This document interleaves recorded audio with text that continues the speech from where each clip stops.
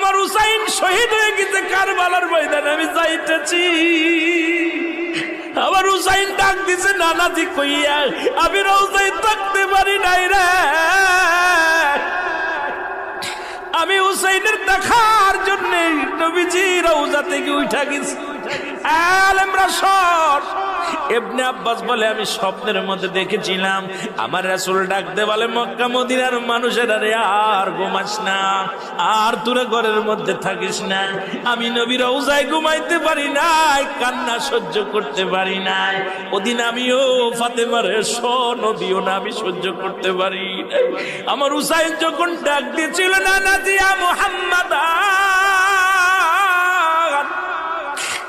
মুহাম্মাদান করে যেদিন ডাক দিয়েছিল রে, সেদিন আমি নবী রওজা থেকে পাগলের মতো উঠে কারবালা পর্যন্ত চলে গিয়েছিলাম।